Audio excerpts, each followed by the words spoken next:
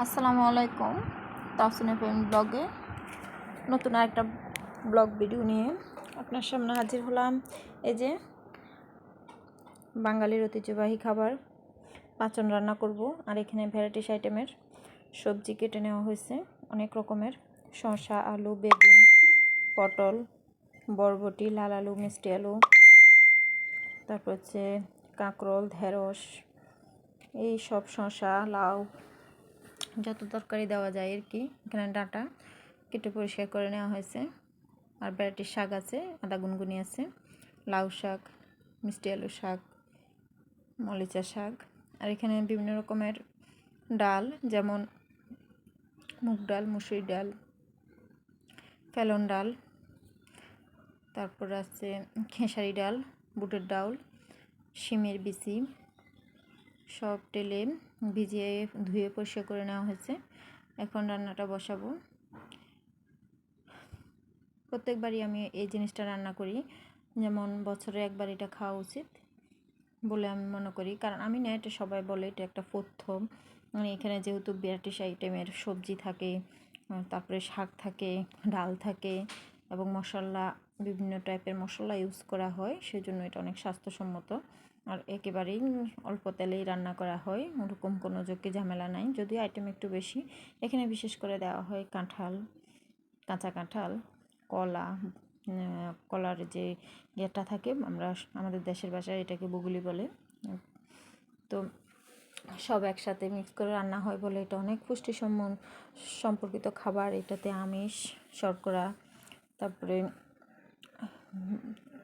যা যা সবজিতে যা যা ভিটামিন থাকে সব আছে।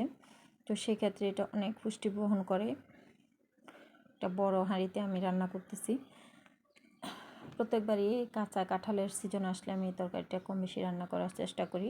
তো এবার একটু পরিমাণে কম করছি, অন্যবার আরও বেশি করি। তো এখানে আমি মশলাটা কষাই, আগে ডালটা ভালো করে কষাই নিব, তারপরে বাকি সবগুলো উপকরণ একটা একটা করে দিব। কারণ এখানে শক্ত আইটেমটা আগে অ্যাড করতে হয়, পরে আস্তে আস্তে নরম আইটেমগুলো অ্যাড করতে হয়। নরমগুলো যদি আগে দেওয়া হয় তাহলে এটা গলে যাবে। এখানে অনেক আইটেম দেওয়া হয় নাই, কারণ এখন যেহেতু পাঁচন রান্নার টাইমটা প্রায় শেষের দিকে, সেহেতু একটু কম পাওয়া যায়। ভ্যারাইটিস আইটেমগুলো আরও অ্যাড করতে পারলে আরও ভালো লাগতো। আমি প্রত্যেকবার 30-35টার মতো আইটেম দিই, যদি এবার এতটা পারি নাই, একটু কম, কিন্তু মাশাআল্লাহ অনেক মজা হয়েছিল। তো আমি এখানে রান্না শেষ হয়ে গেছে, একটু পেঁয়াজ বেরেস্তা করে বাগার দিয়ে দিব আস্ত মরিচ দিয়ে। তো সেটাই করলাম, উপর থেকে ধনিয়া পাতা ছড়াই দিলাম। তো কার কার এটা খুবই পছন্দের অবশ্যই জানাবেন। আর এখানে গরম মশলা আছে, গরম মশলাটা অ্যাড করে দিব। আবার জিরা ভালো করে টেলে তারপরে অ্যাড করব। আবার এখানে আমি গোলমরিচের গুঁড়াটাও অ্যাড করে দিছি। একটু ঝাল হলে ভালো লাগে, যেহেতু আমরা বাঙালি মানুষ একটু ঝালটাল পছন্দ করি। যারা কম ঝাল খেতে পছন্দ করে তারা অবশ্যই একটু ঝালটা কমাই দিতে পারে।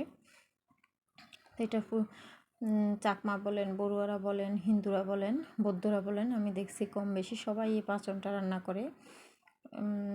এরা চাকমারা মনে হয় ওদের বিজু বলে, বিজুর সময় রান্না করে। আর হিন্দুরা বিশেষ করে পয়লা বৈশাখে রান্না করে। আর আমরা মুসলিমরা যে কোনো টাইমেই রান্না করি, এটার কোনো দিন কাল বার কিছুই নাই, সব সময় রান্না করি। মানে কাঁচা কাঁঠাল পেলে আমার ইচ্ছা করে একটু করে রান্না করে খাই, আমার কাছে এত বেশি পছন্দ। আর এটা যেহেতু স্বাস্থ্যসম্মত, পেটের জন্য অনেক ভালো, যাদের সবসময় কোষ্ঠকাঠিন্য থাকে বা পেটের বিভিন্ন রোগ থাকে, তারা এটা একটু হলেও খাবেন, বছরে ট্রাই করবেন একবার হলেও খাওয়ার জন্য। যেগুলো ডাক্তাররা সাজেস্ট করে বিভিন্ন টাইপের সবজি খাওয়ার জন্য, কিন্তু এই সবজিটার মধ্যে দেখেন সব প্রকারের মানে ইয়েটা আছে, সবজিটা আছে। বিশেষ করে কলা, আয়রন সম্মত খাবারগুলো আছে, বিভিন্ন শর্করা, নিরামিষ সবই আছে এখানে। আমিও চেষ্টা করি আমি আমার পরিবারের সবাইকে খাওয়ানোর জন্য। আর এইসব জিনিস আসলে রান্না করলে একা একা খাওয়া যায় না। অনেকে চিন্তা করে এতগুলো সবজি কেমনে খাবে, আসলে না, সবাইকে দিয়েই খেতে হয়। এটা এমন একটা সবজি, সবাই এটা রান্না করতেও জানে না, আবার অনেকে কষ্টের মনে করে রান্নাও করে না। তো সেক্ষেত্রে সবাই মিলে খাওয়াটাই ভালো, আর এটা দিয়ে খেলেই ভালো লাগে। অনেক জিনিস আছে যে একা একা খেলে ভালো লাগে, কিন্তু অনেক জিনিস দিয়ে খেলে ভালো লাগে। আমার কাছে নিজে খাওয়ার থেকে অন্যকে খাওয়াইতে পারলে আমার কাছে এটা বেশি শান্তি লাগে রান্না করলে কোনো একটা আইটেম। তো তো সবাই ভালো থাকবেন, আজকে এতটুকু, পরে আবার দেখা হবে। আল্লাহ হাফিজ, আসসালামু আলাইকুম।